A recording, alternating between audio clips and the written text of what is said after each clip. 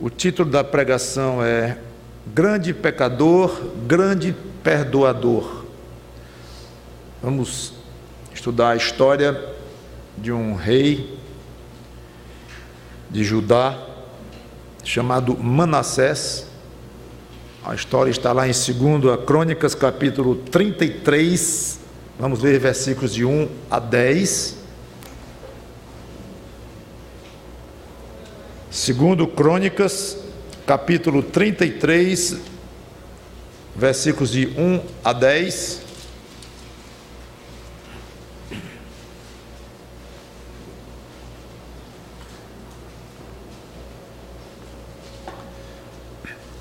Diz assim a palavra de Deus: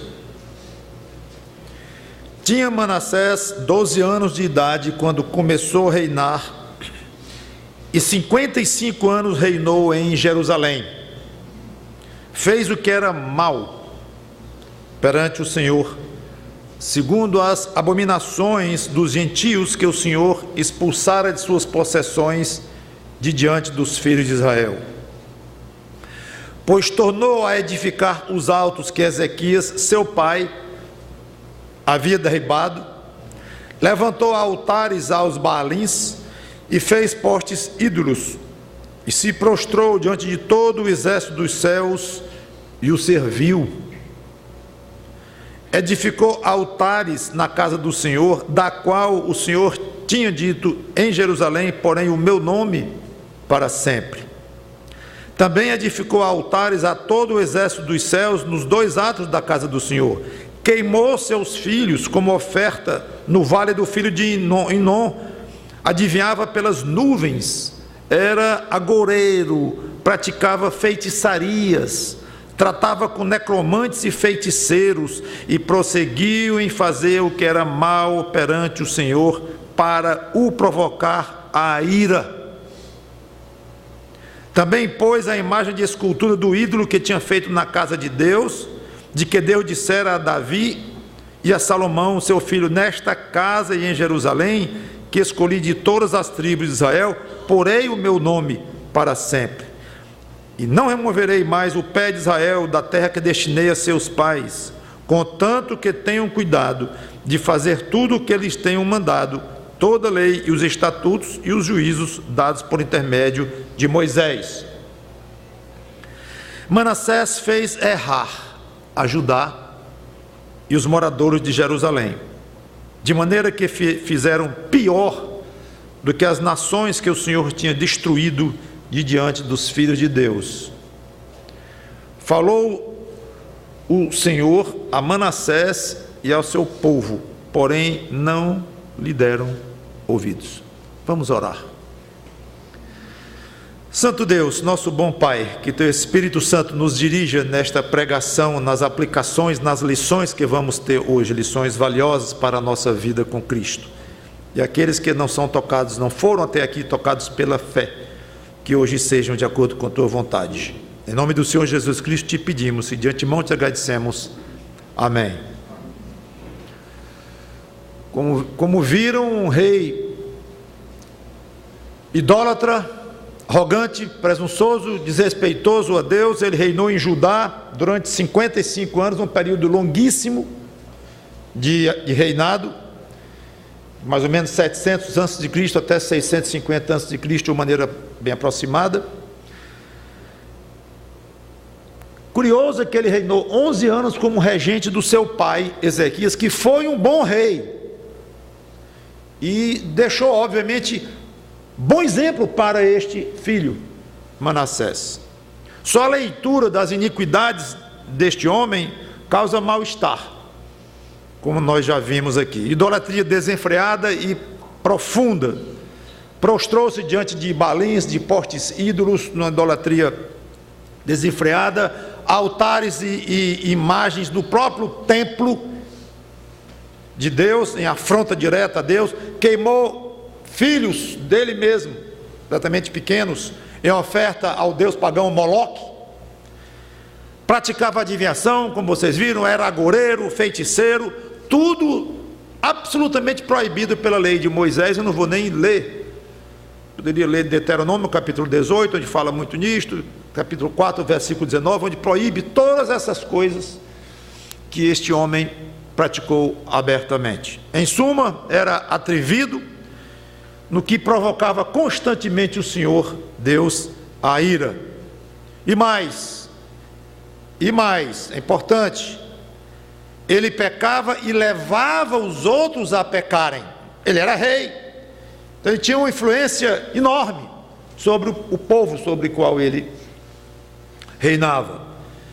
Não está no nosso trecho em 2 Crônicas, mas na passagem paralela de 2 Reis, capítulo 21, versículo 16, que ele era perverso, porque derramou muito sangue inocente. Ainda tinha esta, obviamente, em repressão violenta a profetas infiéis que o advertiam da falta de fidelidade a Deus. Parando aqui, quando nós lemos a história de um homem desse, nós que temos zelo pelas coisas de Deus, que amamos a Deus através de Cristo, o que nós pensamos, ou pelo menos dá vontade de pensar, se eu fosse Deus, esse sujeito nas minhas mãos, ele ia ver só. Eu não quero nem pensar o que eu faria com este homem, se eu fosse Deus, o Deus tão agredido como o Deus de Israel foi. Bom, de fato Deus o castigou duramente, versículo 11. Pelo que o Senhor trouxe sobre eles os príncipes do exército do rei da Síria, os quais prenderam Manassés com ganchos, amarraram-no com cadeias e o levaram à Babilônia. Deus impôs a Manassés uma humilhação terrível, amarrado como ele foi. Alguns historiadores acham, de acordo com o costume da época, quando fala aqui que ele foi com ganchos, ele foi preso com ganchos. Alguns reis, quando conquistavam outros reis, tinham o costume de colocar anzóis na boca destes reis, como um anzol que entra na boca de um peixe, quando ele morde a isca. Então eles levavam os reis cativos, literalmente fisgados na boca com anzóis. Então isso pode ter acontecido com esse homem, e diz aqui que ele foi preso com ganchos. A gente pensa nas mãos ou nos pés, mas pode ter sido na boca, além de amarrado, uma humilhação muito grande, levado para a Síria, talvez já perto do fim do seu reinado longo de 55 anos. Não se sabe exatamente a época do reinado em que ele passou por esta experiência. Agora vem a coisa muito interessante na história de Manassés, exilado na Babilônia, preso, amarrado. Ele, versículo 12, vou ler do 12 até a primeira parte do 13. Ele, angustiado, suplicou deveras, suplicou muito ao Senhor, seu Deus. Curioso, seu Deus. E muito se humilhou perante o Deus de seus pais e lhe fez oração. Paremos aqui. Vemos este homem agora profundamente angustiado, orando a Deus, suplicando a Deus, certamente e obviamente por perdão, por misericórdia. Muito se humilhou, se quebrou diante de Deus.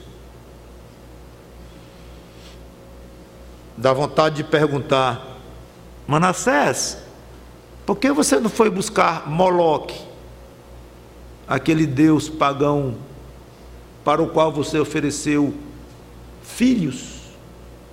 Não ofereceu um boi, não, ou um carneiro, ofereceu filhos dele para esse deus Moloque.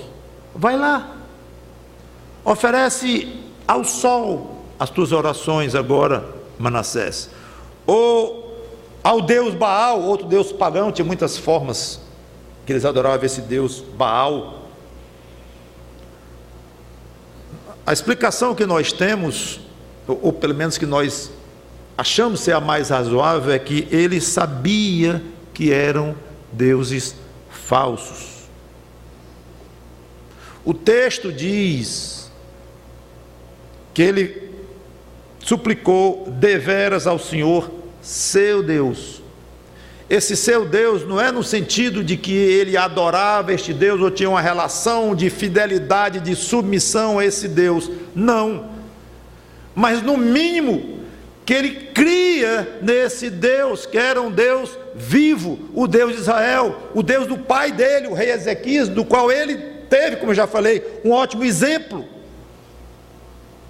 Então não era novidade para Manassés a existência de um Deus vivo, poderoso, não os moloques da vida, os Baalins e Baals da vida. Então, muito provavelmente, ele sabia a quem buscar.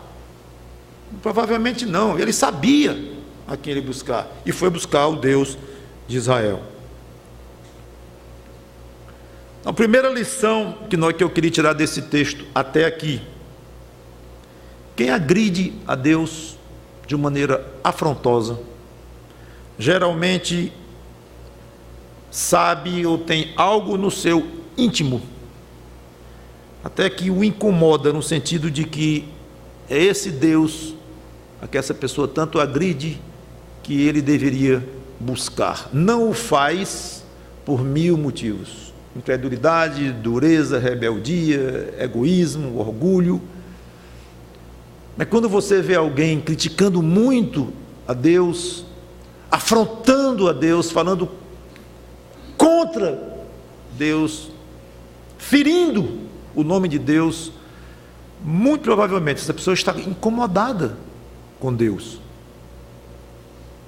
Sabe que há um Deus a quem ferir, e fere porque quer. Como já falei, acha que tem motivos. Esse Deus levou minha mãe, a quem eu tanto amava, esse Deus levou meu filho, esse Deus fez isso, esse Deus fez aquilo, e se revolta contra Deus, se zanga contra Deus, ou tem inveja de parentes que ganharam dinheiro e ele não ganhou, eu sei lá. Ou é rebelde mesmo desde o nascimento, como aliás todos, teologicamente falando, todos nascemos cortados de Deus, mas há uns que se destacam nessa rebeldia. Estava lendo recentemente de um homem que prega o ceticismo e prega contra todo tipo de crença. Uma entrevista, o autor da entrevista perguntou a ele: e se Deus existir, você admite que possa existir Deus? Ele disse: admito. Agora, se ele existir, pelo menos ele vai me entender, porque ele me deu um cérebro, inteligência para poder raciocinar, e eu acho que estou usando a minha inteligência, que esse Deus teria me dado, da melhor maneira possível, então ele não vai se zangar. Aí eu pensei, ele já está quase se defendendo diante de Deus, já está quase se preparando para enfrentar esse Deus. Esse camarada é capaz de ter no fundo do coração dele uma duvidazinha ou uma dúvida zona de que esse Deus existe e que ele vai enfrentar esse Deus um dia. Muito curioso isto, eu achei sintomático. Esse camarada está falando mais em Deus do que o repórter perguntou. Amigo, se você é desses que agride a Deus, examine com sinceridade o seu coração e veja se você não reconhece que precisa adorar ao Deus verdadeiro e por algum motivo tem se recusado a fazê-lo. Quanto a nós crentes que conhecemos pessoas assim, quando encontrarmos alguém muito agressivo a Deus, tenha uma misericórdia extra a essa pessoa. Ele pode estar profundamente incomodado por tal agressividade. É rebelde, sim, e se ele não se arrepender enquanto é vivo, ele vai pagar duramente pelo tudo que ele tem dito. Mas isso não é problema seu, não, é com Deus isso. Cabe a você ter misericórdia, e embora você fique indignado contra as coisas que ele diz contra o seu Deus, o nosso Deus querido, amado, não é agradável e tem limites, eu sei disto, mas às vezes a gente se decepciona muito rápido demais e se chateia muito rápido demais. Esse camarada não é digno nem do meu bom dia. Pense bem, às vezes a pessoa sabe que há um Deus no céu a que ele precisa buscar. Você não sabe se ele pensa assim ou não pensa, ninguém conhece o coração, mas admita que pode haver. Manassés era um. Segunda lição: a dureza de coração, por maior que seja, não impede ninguém de se arrepender. Por mais ruim, rebelde, incrédulo, imoral, pagão, asqueroso que seja o gênio ou a personalidade de uma pessoa, o arrependimento poderá alcançar aquela pessoa. Às vezes nós não nos animamos a pregar o evangelho para alguém duro demais, por esse motivo. Nós usamos a nossa lógica para dizer: não dá, é agressivo demais contra Deus. A chance desse homem se converter, ou dessa senhora, ou dessa jovem, dessa moça, desse menino se converter, é zero. Pelas as indignidades que ele disse contra Deus. Pois é, por essa mesma lógica, a chance de Manassés se arrepender era abaixo de zero, porque eu acho que você nunca na vida conheceu alguém tão moralmente desvirtuado, tão atrevido contra Deus, tão infrator de tudo que Deus proíbe, quanto este Manassés. Acho que você nunca conhecia. Eu nunca conheci. Eu assino embaixo. Alguém com esse perfil? Nunca. E matou muitas pessoas, mandou matar. Não, nunca conheci alguém assim. Então, pela lógica, a chance dele era abaixo de zero. Mas a lógica de Deus é outra. E é uma lógica tal que permite que um Manassés desse se arrependa. Terceira lição: o valor do exílio de Manassés. Foi na prisão que ele se arrependeu. Longe de casa, para onde ele foi levado, eu já falei, acorrentado, talvez com um gancho na boca. Será que ele teria atingido aquele grau de angústia em seu próprio país, reinando com todo o poder na mão, cada vez mais exaltado, cada vez mais atrevido, cada vez mais anulando, aniquilando os seus opositores? É interessante que quando acontece um acidente ou um problema com alguém, a nossa primeira palavra que sai da boca, ou o pensamento na mente é: coitado. Mas fulano sofreu um acidente, assim, houve um problema tal e tal com ele, coitado. Mas vamos pensar um pouco aqui. Se aquela situação, por mais difícil e dolorosa que tenha sido, levar aquela pessoa ao arrependimento diante de Deus e à salvação pela fé em Cristo, será coitado mesmo? Dá o que pensar uma pergunta dessa. Será que nós não estamos nos apressando demais em dizer: coitado, passou por aquilo? Talvez nós vamos um dia olhar para trás e dizer: felizardo, com aquele problema na vida dele, ele foi humilhado de uma maneira tal, ele foi levado de uma forma tal, mesmo no choque da dor, da dificuldade, mas ele foi arremessado aos pés de Cristo, e se arrependeu, e se converteu, e ganhou a vida eterna. Coitado! É interessante. Agora, eu entendo, sou gente igual a vocês, eu tenho sentimentos iguais a vocês. Tem um sentido em que é coitado alguém que pede alguém querido, que é acidentado e fica numa cadeira de rodas. Eu sei que há um sentido de coitado e do sofrimento, mas quando nós olhamos para um nível mais profundo, a maneira de avaliar essas coisas muda. É isso que eu estou dizendo, ou que eu quero transmitir, muda. E esta maneira mais profunda de aliviar as coisas é que nós devemos estar acostumados. E muitas vezes é só o contrário. O profundo mal entra na nossa cabeça. Não só mal entra, como às vezes a mente rejeita as coisas mais profundas, até quando pregadas num púlpito como este aqui.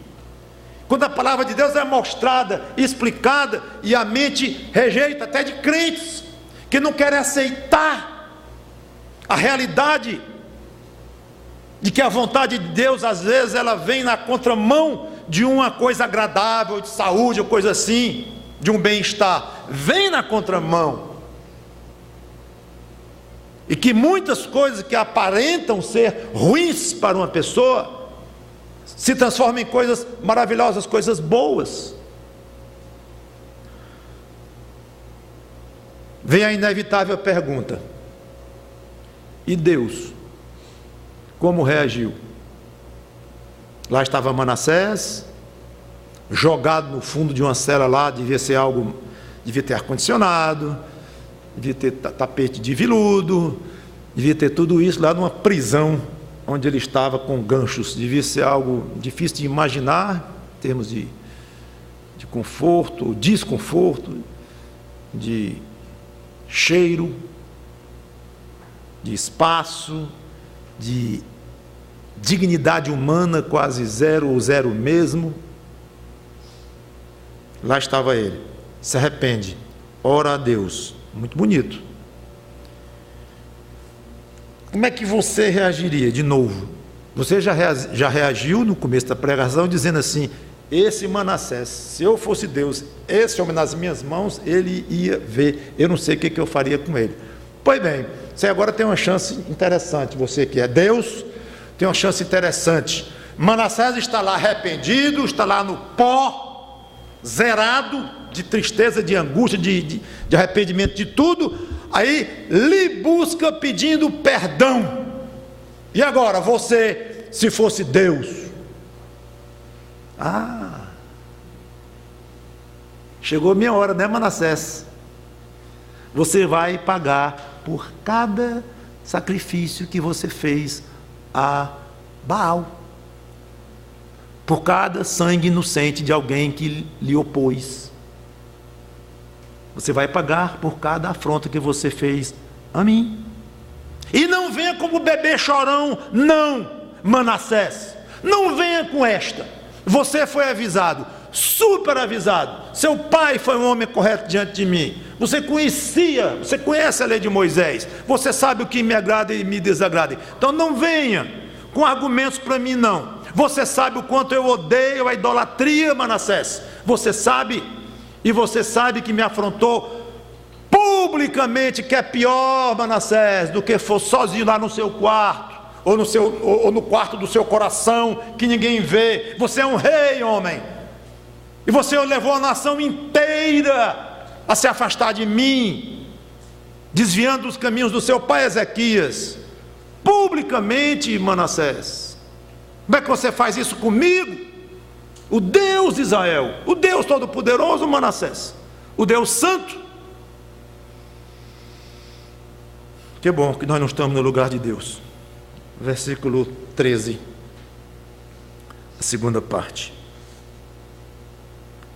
E Deus se tornou favorável para com ele. Atendeu-lhe a súplica e o fez voltar para Jerusalém, ao seu reino. Então reconheceu Manassés que o Senhor era Deus. Quarta lição desta história: Deus é muito misericordioso, muito mais do que nós podemos imaginar, muito mais. E Deus está sempre pronto para perdoar o arrependido. Sim, pastor, esse sempre é a força de expressão, né?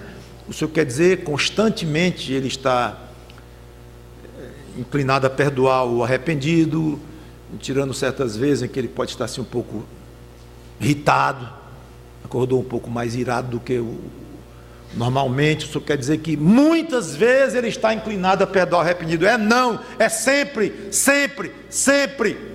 Está aí uma afirmação que você pode fazer sem medo de errar.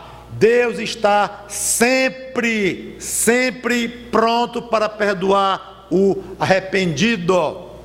Eu acho essa virtude, esse atributo de Deus absolutamente espetacular, maravilhoso. Bastava saber isso de Deus para dar a qualquer um de nós, pecador, a vontade de seguir este Deus. Quem é que não quer seguir um Deus que é todo poderoso e que está sempre pronto para me perdoar se eu me arrepender profundamente? Isso quer dizer sempre. Esse sempre é assim mesmo, é sempre mesmo, quer dizer que se fosse 10 vezes no mesmo dia que eu me arrependa, Ele vai me perdoar? Vai.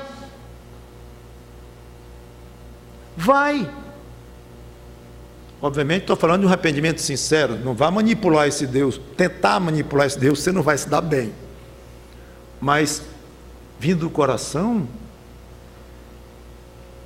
sempre pronto. E assim, cumprindo a regra do sempre, sempre, sempre, Deus estava pronto para perdoar Manassés e ser misericordioso com Manassés. Tão misericordioso foi que ele até que esbanjou misericórdia, que fez o homem voltar para o reino dele de volta.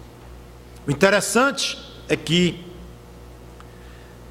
lembre-se, Deus foi tão misericordioso com você, irmão ou irmã em Cristo, quanto foi para com o rei. A mesma coisa. A misericórdia de Deus não foi menor com você. A qualidade da misericórdia de Deus não foi menor, não foi inferior do que a qualidade da misericórdia dele foi com Manassés. Não, pastor, mas espera aí, mas eu não tinha... tudo bem, eu era pecador e tal, eu me converti, mas o senhor quer dizer que meus pecados pareciam com o de Manassés? Paciência. Não estou dizendo isso. Estou dizendo que você afrontou tanto a Deus quanto Manassés? Não. Mas, para um Deus infinitamente santo, o menor dos pecados o ofende de uma maneira infinitamente grave. Então, o seu pecado, por menor que tenha sido, se é que foi tão pequeno, mas por menor que tenha sido, ele ofendeu infinitamente ao Deus infinitamente santo, puro, que não pode ver pecado.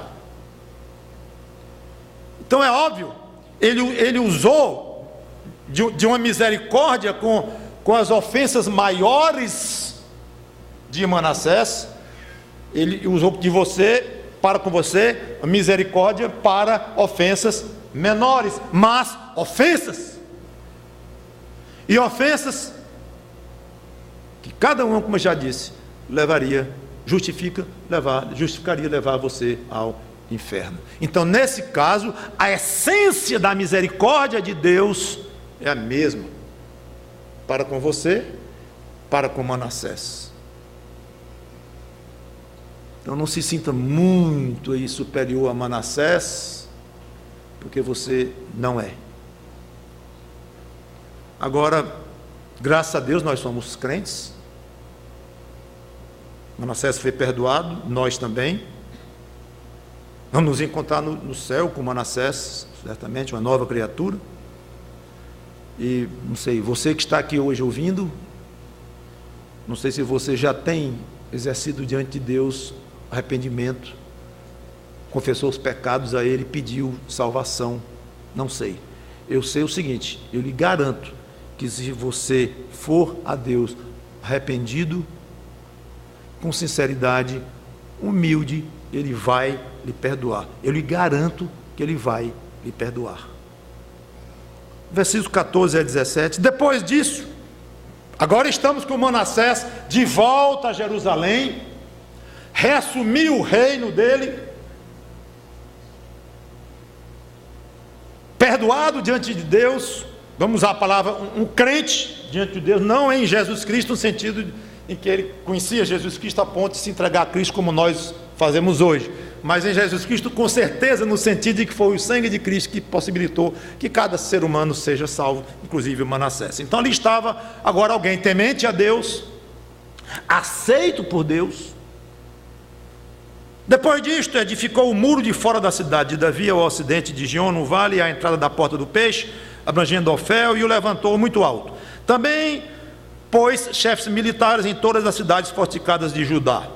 Tirou da casa do Senhor os deuses estranhos, tirou, e o ídolo, como também todos os altares que edificara no monte da casa do Senhor e em Jerusalém, e os lançou fora da cidade.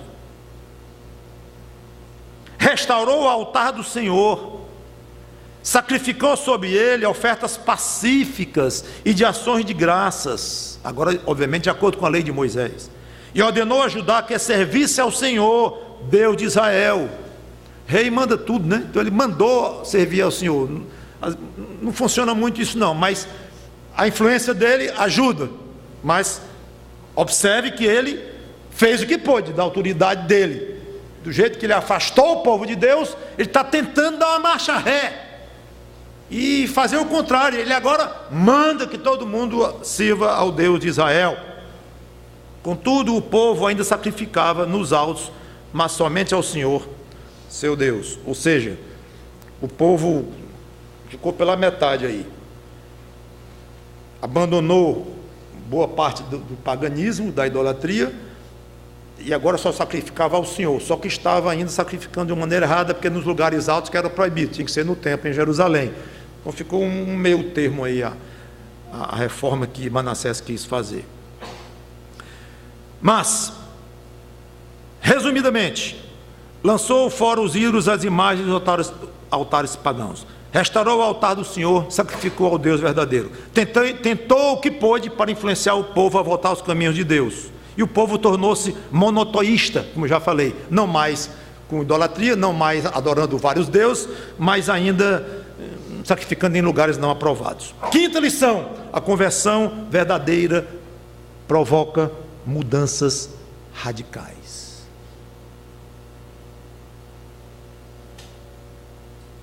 Aí dá vontade de falar só sobre esse texto, sobre essa lição aqui, de tão importante que ela é, mas não vou fazer isto.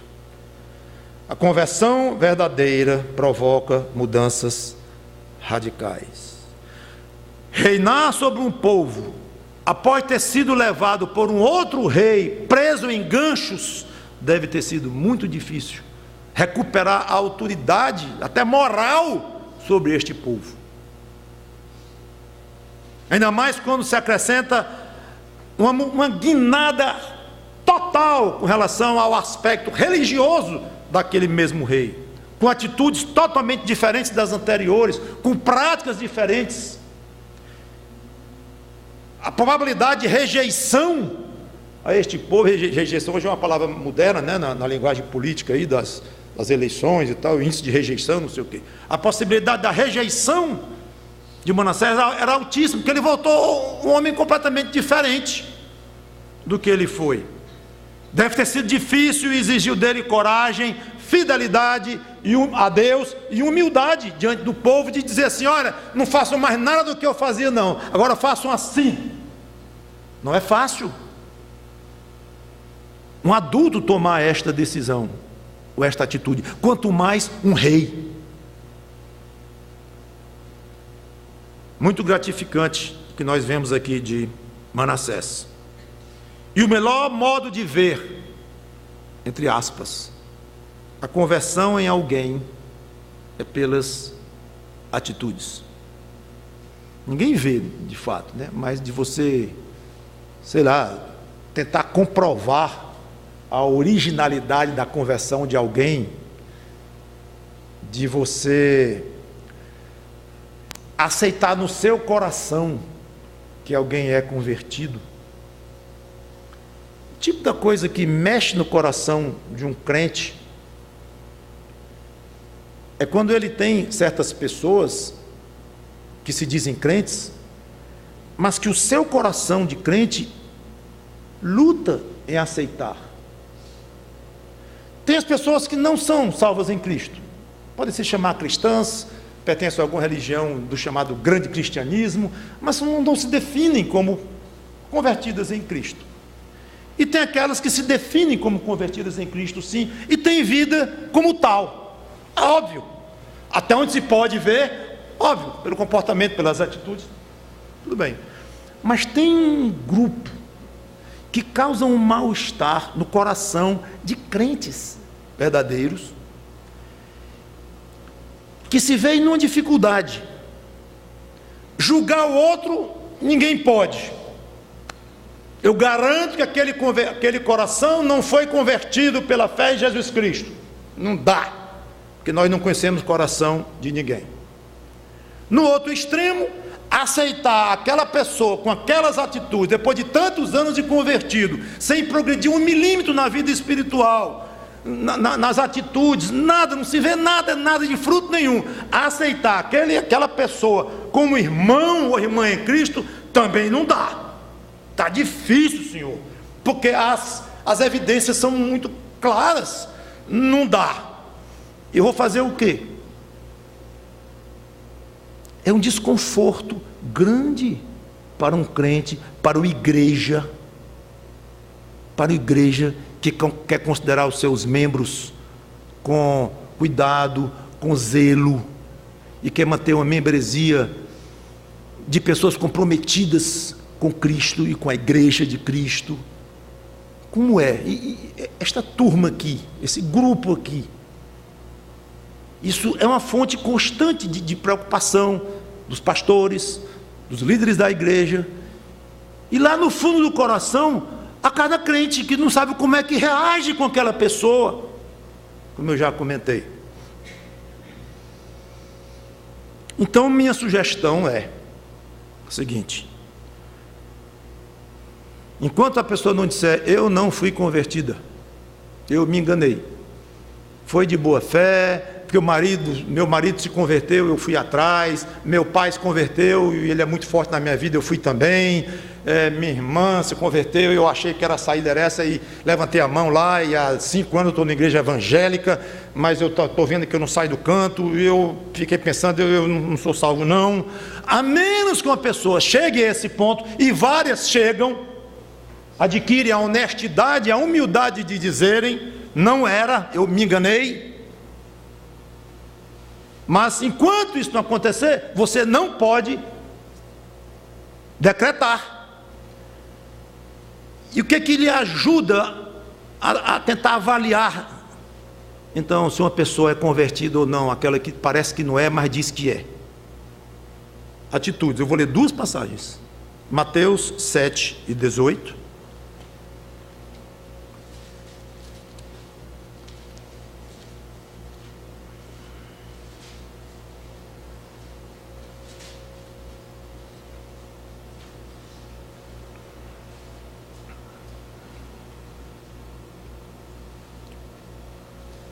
Mateus 7 e 18. Uma lei da natureza, curiosamente, que o Senhor Jesus Cristo aplica para a questão da conversão ou não, do estado espiritual de alguém. 17. Assim toda árvore boa produz bons frutos. Estou em Mateus 7,17. Toda é uma lei da natureza. Toda árvore boa produz bons frutos, porém a árvore má produz frutos maus. Não pode a árvore boa produzir frutos maus. Nem pode a árvore má produzir frutos bons. Frutos. Examine os frutos na vida da pessoa. O quanto a pessoa tem sido dotada de amor no coração, de alegria com as coisas de Deus. Alegria com as coisas de Deus. Paz no coração. Bondade no coração. Benignidade no coração, mansidão, não só no coração, e essas coisas não só no coração, mas também transbordam para as ações. Mansidão, domínio próprio, para citar algumas partes do fruto do Espírito.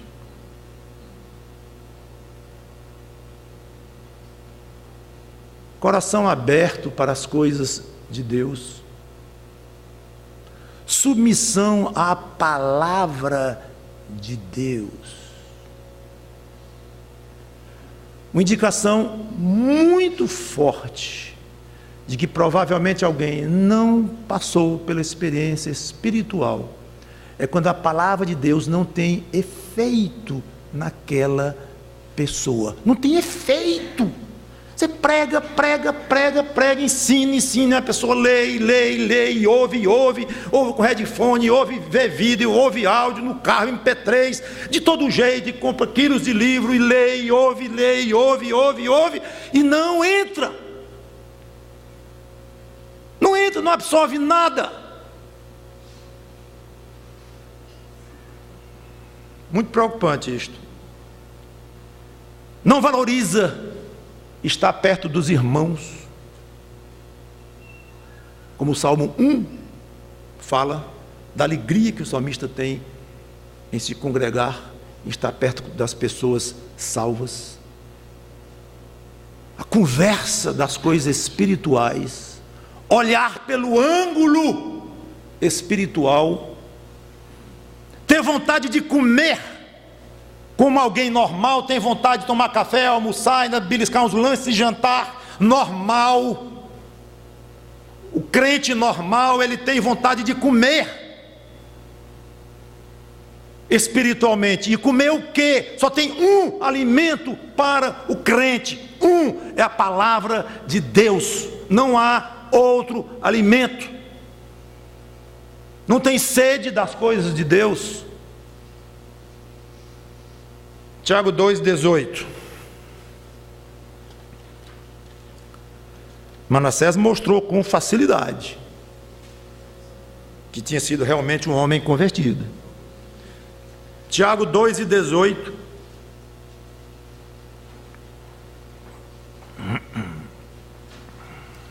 A segunda parte do versículo 18. Vamos ler tudo. Vamos ler o 17. Assim também a fé, se não tiver obras, por si só está morta. Mas alguém dirá: tu tens fé e eu tenho obras. Aí outro diz: pois me mostra essa tua fé sem as obras, e eu com as obras te mostrarei a minha fé. O que ele quer dizer aqui é que uma fé verdadeira, antes de tudo, que existe uma fé morta, gente. É estranho isso, mas está escrito. Existe uma fé morta. Uma fé morta não é igual a uma fé inexistente. Um corpo de uma pessoa morta, ou seja, um corpo morto, é diferente de um corpo inexistente. Tem um corpo com vida, que é o normal, é o saudável, e tem um corpo morto.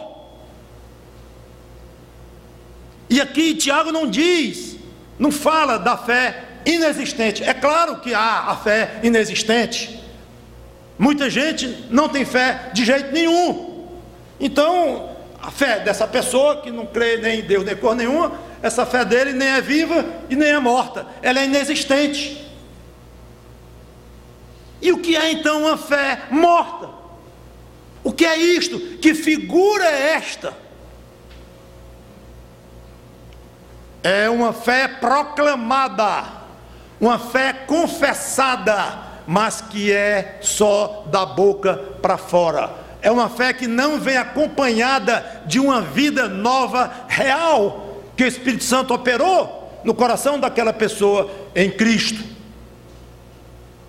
Então é uma fé que alega, sim, conversão, alega bom para cima, alega ser membro de uma igreja, alega pagar o dízimo, alega ler a Bíblia, alega falar bem de Cristo, alega colocar um adesivo no seu carro. Então isso é uma fé proclamada, visível aos outros, Então ela existe como tal, uma fé só de ser confessada e externada, mas no íntimo essa fé não tem uma vida real a lhe dar vida. Então, diante de Deus, é uma fé morta, diferente de uma fé inexistente. Repito, ou seja, pode ter pessoas aqui que têm fé morta, proclamam fé, são iguaizinhos os que têm fé viva, iguaizinhos naquilo que falam, naquilo que dizem, mas dentro não há uma nova vida em Cristo. E esta fé morta não produz os frutos de um verdadeiro cristão. Cuidado, porque o nome aqui é obras. Aí você pode achar que obras, não, caridade eu faço muito. Não, esmola eu dou bastante. Respeito meus pais, pago meus impostos, e etc, etc. Então, eu tenho obras para mostrar a minha fé. Cuidado, isto é engano, olhar por este ângulo, porque esse negócio aí, de dar dízimo, e de pertencer a uma religião, e ser um bom pai, uma boa mãe, um bom filho, dar esmola, você sabe disso, o mundo está cheio de pessoas assim, que não tem nada a ver com alguém que foi salvo em Cristo, nada. Então não confunda aqui quando diz obras com essas coisas. Então eu tenho essas coisas, então isso aqui me conforta, é prova que a minha fé não é morta. Não é prova não. Mas pastor, não está escrito aqui obras? Obras aqui é uma vida, é uma soma de atitudes, de ações, de reações absolutamente afinadas com os conceitos e com os padrões de Deus, ensinados nas Escrituras. Qualquer reação sua a um ensino bíblico é mau sinal de que a sua fé ou não é viva ou está moribunda. Ou você aceita a Bíblia como está escrito e que você entende como sendo a palavra de Deus e baixa a cabeça, ou você vai entrar numa área perigosa, até de dúvidas, e seria muito bom se você fosse atormentado por dúvidas, sem dormir de noite, apavorado com a possibilidade de você não ser crente e ir para o inferno, mesmo sendo um diácono na igreja, ou um pastor ocupando o púlpito, porque tem pastor ocupando o púlpito, tem diácono nas igrejas, tem membros de igrejas, de todo tipo, de toda ordem, que vão para o inferno, porque tem uma fé morta. Quero encerrar. A história de Manassés ainda traz uma última lição dura, mas muito útil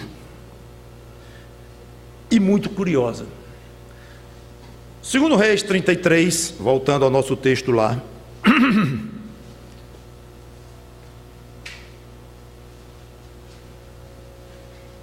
Segundo Reis 33,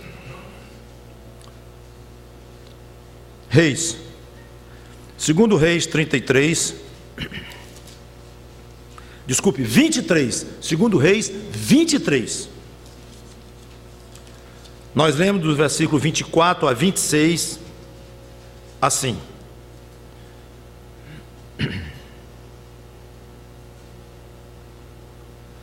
Falando de Josias, neto desse Manassés, o melhor rei que houve em Judá, esse Josias aí. Aboliu também Josias os médiuns, os feiticeiros, os ídolos do lar. Sim, é bom dizer que logo depois de Manassés, o filho dele, Amnon, conseguiu em 2 anos destruir tudo que o pai fez e voltou a idolatria toda de novo.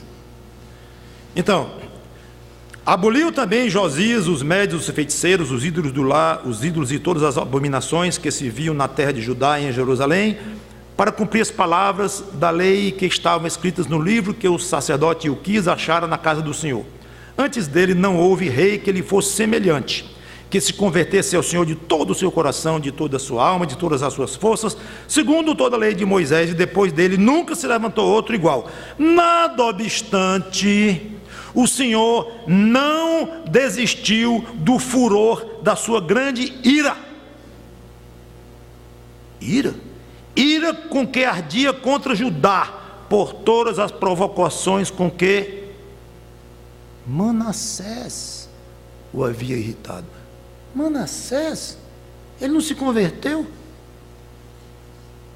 Pule para o capítulo 24, versículo de 1 a 3. Nos dias de Jeoaquim, que era bisneto de Manassés, nos dias de Jeoaquim, subiu Nabucodonosor, rei da Babilônia, contra ele, e ele por 3 anos ficou seu servo, então se rebelou contra ele. Enviou o Senhor contra Jeoaquim bandos de caldeus, e bandos de sírios e de moabitas e dos filhos de Amon, enviou-os contra Judá para o destruir, segundo a palavra que o Senhor falara pelos profetas seus servos. Com efeito, isto sucedeu a Judá por mandado do Senhor, que o removeu da sua presença por causa de todos os pecados cometidos por Manassés. 80 anos depois de Manassés, isso aconteceu, com o bisneto de Manassés. Deus não desistiu de punir duramente o povo que se deixou levar por Manassés, e muito afrontou o Senhor.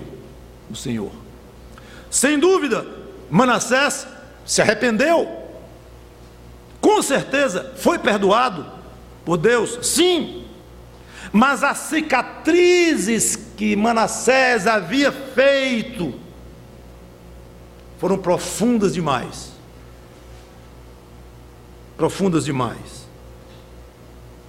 O povo tinha incorporado até a raiz dos cabelos a idolatria de Manassés. Gerações depois, como vimos aqui, vimos também que mesmo com Manassés vivo, convertido, ainda sacrificava nos altos o que era proibido. E como falei, o filho Amnon dele, um rei mau, com apenas 2 anos de reino, o pai reinou 55 anos, esse Amnon reinou 2 anos, pois bem, o suficiente para restaurar a idolatria. Por quê? Porque encontrou campo fértil ainda no povo. Raízes plantadas por Manassés não foram arrancadas com a conversão de Manassés. Deus então resolve punir Judá, destruindo o reino de Judá, como vocês sabem a história, levando o cativo para a Babilônia. Aplicação: nossos pecados foram perdoados, nós, digo, de crentes em Jesus Cristo, sem dúvida, sim. Mas nossos pecados podem ter provocado males, cujas cicatrizes são demais profundas, que não serão removidas após a conversão. Cicatrizes na nossa própria vida e cicatrizes nas vidas de outras pessoas a quem nós influenciamos.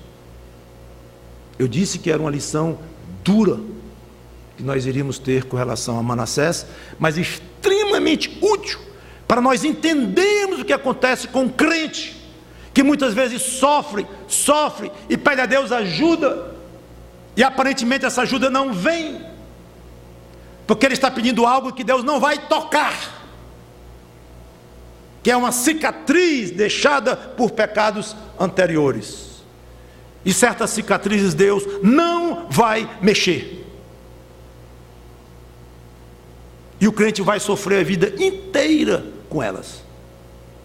Acabou, passado, agora é só sofrer e amar este Deus que ainda lhe pune, mesmo tendo perdoado os seus pecados, mas através das cicatrizes que você causou, ele vai dizer: viva com elas, meu filho amado, mas isso vai lhe ensinar um bocado de mim, do pecado, da gravidade do pecado.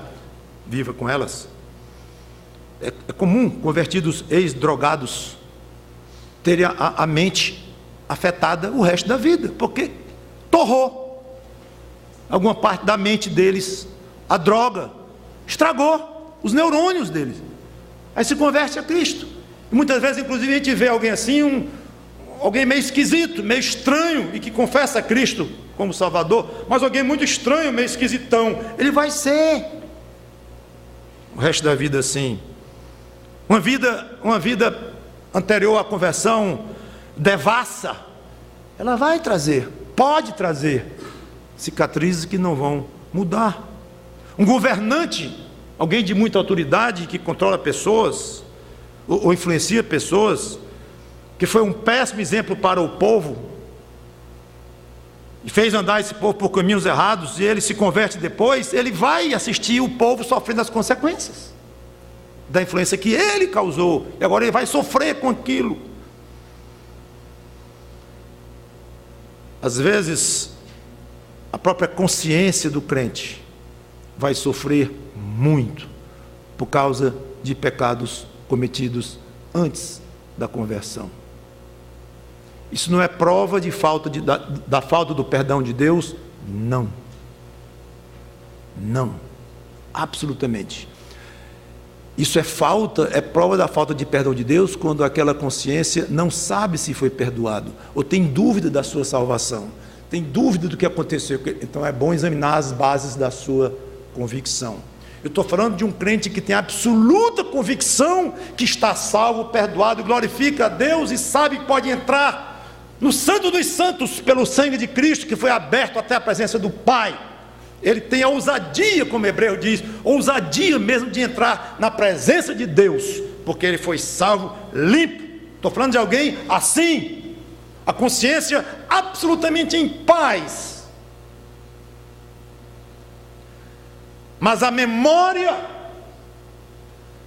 às vezes, insiste em trazer para hoje coisas feitas antes da conversão, e aquilo você pudesse arrancar da sua cabeça, da sua mente, você o faria, mas não pode, não vai, e Deus não vai arrancar por você, provavelmente, e você vai sofrer com aquilo. Só você sabe, lá dentro do seu coração, aquilo dói, e dê graças a Deus por essa dor, porque é uma indicação muito forte da sua conversão. Você está entendendo o tamanho do preço que você está pagando pelo seu pecado, e ainda aumenta mais ainda a sua gratidão a Deus. Como é que o Senhor salva um pecador tão miserável quanto a mim próprio? Nessa hora o Manassés fica pequeno perto, quando você olha para o seu coração, para a negritude da sua alma anterior à sua conversão. Então, mesmo, falo agora, já para encerrar, falei de pré-conversão, que o crente sofre por pecados cometidos antes. Pois eu vou dizer um pouquinho mais agora. O mesmo fenômeno pode ocorrer para um crente que peca, é perdoado, mas o princípio está lá. Ele pode ter causado feridas profundas na sua própria alma, depois de salvo, e na vida de pessoas também, queridas ou não queridas, mas que trarão sequelas. Em tudo, de tudo que eu disse, eu falei um bocado, 2 princípios. Primeiro, Deus é infinitamente misericordioso com o arrependido. Ele sempre perdoa o arrependido. Segundo, não fique relapso quanto ao pecado por isso. Não abuse da misericórdia de Deus e da paciência de Deus. Aí vem o segundo ponto. Mesmo após a confissão e o perdão do pecado, dos pecados, você ainda pode ter graves consequências, como o povo de Israel teve.